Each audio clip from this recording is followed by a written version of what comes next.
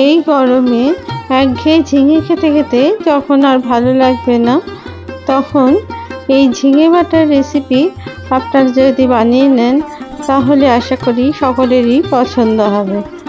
Hello everyone, অসীমার কিচেনে আপনাদের সকলকেই স্বাগত।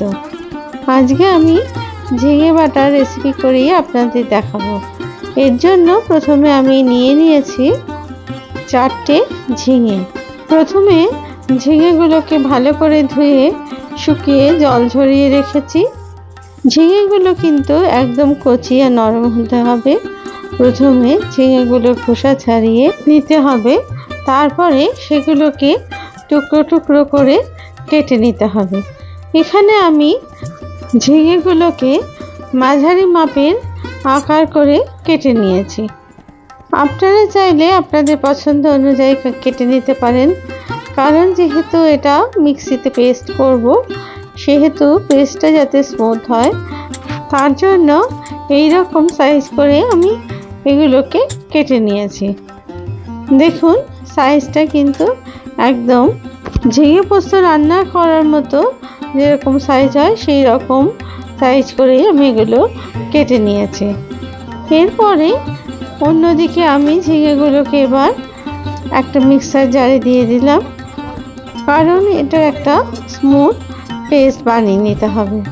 এবার এর মধ্যে দিয়ে দিলাম 5-6টা কাঁচা লঙ্কা। দেখুন এবার একটা স্মুথ পেস্ট তৈরি হয়ে গেছে।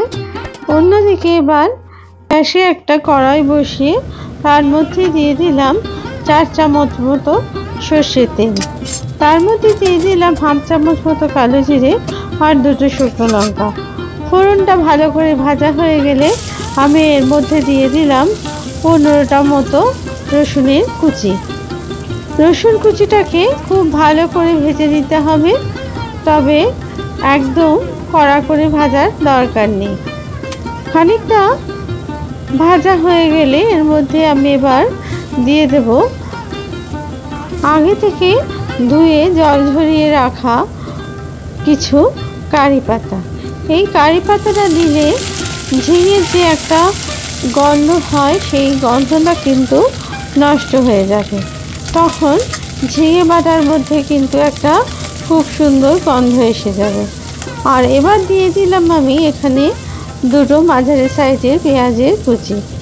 সমস্ত উপকরণগুলো খুব ভালো করে ভেজে নিতে হবে, আর খেয়াল রাখতে হবে পেঁয়াজ আর রসুনের কুচি যেন ভালো মতো ভাজা হয়, তবে খুব লালচে করে ভাজার কিন্তু দরকার নেই।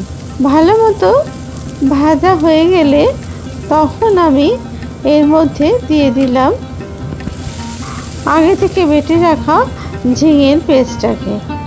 ভালো করে নাড়তে হবে অনবরত, আর ভালো করে পেঁয়াজ রসুনের সাথে এটাকে মিশিয়ে নিতে হবে। মিনিট 4-5 ফুটে যাবার পরে এবার এর মধ্যে দিয়ে দিলাম আমি 1/2 চামচ মতো হলুদ গুঁড়ো, 1/2 চামচ মতো জিরের গুঁড়ো, 1/2 চামচ মতো ধনের গুঁড়ো আর 1/2 চামচ মতো লঙ্কার গুঁড়ো। সমস্ত উপকরণগুলো খুব ভালো করে মিশিয়ে অনবরত এটাকে নাড়তে হবে, আর যতক্ষণ না শুকিয়ে আসছে ততক্ষণ কিন্তু গ্যাসের ফ্লেম কমানো যাবে না। ঝিঙে আমাদের শরীরের জন্য খুবই উপকারী। এতে ভিটামিন এ থাকায় চোখের পক্ষে এটা খুবই ভালো। এছাড়া রক্তাল্পতা কমাতে, ওজন কমাতে আর লিভারের স্বাস্থ্য রক্ষা করতেও কিন্তু এই সবজি খুবই সাহায্য করে। আর যদিও এই সবজির স্বাদ ততটা ভালো নয়, তার জন্যে আমি কিন্তু এখানে আজকে স্বাদটা বাড়ানোর জন্য কারি পাতার ব্যবহারটা করেছি। এখনো পর্যন্ত আমি কিন্তু এর মধ্যে কোনো নুন দিইনি, কারণ যখন এটা একটু শুকিয়ে আসবে তখনই কিন্তু আমি এর মধ্যে নুনের ব্যবহার করব। এবার আমি এর মধ্যে দিয়ে দিলাম 1.5 চামচ মতো নুন। আপনারা স্বাদ অনুযায়ী নুনটা দেবেন।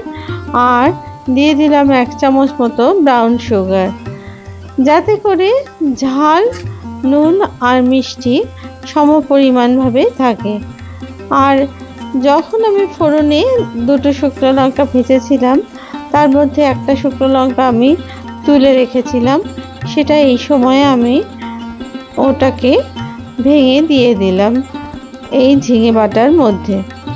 এতে করে এর গন্ধটা কিন্তু খুবই সুন্দর হবে এবং খেতেও খুব সুস্বাদু হবে। এইভাবেই ঝিঙে আস্তে আস্তে নাড়তে নাড়তে আমি এটাকে শুকিয়ে ফেললাম। আপনাদের যদি এই রেসিপি ভালো লেগে থাকে তাহলে প্লিজ লাইক, শেয়ার আর কমেন্টস করতে ভুলবেন না। আর আপনারা যদি আমার চ্যানেলের নতুন বন্ধু হন তাহলে প্লিজ চ্যানেলটিকে সাবস্ক্রাইব করে আমার পাশে থাকবেন আর পাশে থাকা বেল আইকনটিকে প্রেস করে দেবেন, যাতে করে নতুন রেসিপি দিলে তা অতি সহজেই পৌঁছে যায় আপনাদের কাছে। আপনাদের সহযোগিতা কিন্তু আমার একান্তই কাম্য। এইভাবে দেখুন ঝিঙে নাড়তে নাড়তে অনেকটাই শুকিয়ে এসেছে। এরপরে আরও খানিকটা আমি এটাকে শুকিয়ে নিয়ে এবার এইভাবে আমি তৈরি করে নিলাম আজকের আমি সুস্বাদু ঝিঙে বাটা। এই ঝিঙে বাটা দিয়ে কিন্তু অতি সহজেই এক থালা ভাত শেষ করে ফেলা যায়। আমি সবশেষে দিয়ে দিলাম এর মধ্যে 1 চামচ সর্ষের তেল। তারপরে সর্ষের তেলটাকে খুব ভালো করে মিশিয়ে নিলাম ঝিঙে বাটার সাথে। ভালো করে নাড়াচাড়া করে আরও মিনিট 4-5 এটাকে নাড়াচাড়া করে যখন এর পাশের থেকে তেল ছাড়তে শুরু করবে তখন কিন্তু বুঝতে হবে যে এই রান্নাটা হয়ে গেছে। সেই সময় কিন্তু গ্যাসটাকে এবার অফ করে দিতে হবে। আমার ঝিঙে বাটা একদম সম্পূর্ণ। আপনাদের যদি কোনো প্রশ্ন থাকে আপনারা অবশ্যই কমেন্টস বক্সে লিখে সেটা জানাতে পারেন আমায়। আমি এবার ঝিঙে বাটাটাকে পরিবেশন করলাম একটা প্লেটে। দেখুন কত সুন্দর হয়েছে এই ঝিঙে বাটা। আপনারা একবার এই পদ্ধতিতে বানিয়ে বাড়িতে দেখতে পারেন যে কেমন হয় এই সুস্বাদু ঝিঙে বাটা। ওপরে একটা ভাজা শুকনো লঙ্কা আর 1 চামচ সর্ষের তেল দিয়ে আমি এটাকে পরিবেশন করলাম। গরম ভাত আর তার সাথে ডাল আর ঝিঙে বাটা দিয়ে আমি পরিবেশন করলাম আজকের এই দুপুরের লাঞ্চের রেসিপি। আবার নতুন রেসিপি নিয়ে আপনাদের কাছে হাজির হব। আপনারা সবাই ভালো থাকবেন। ধন্যবাদ।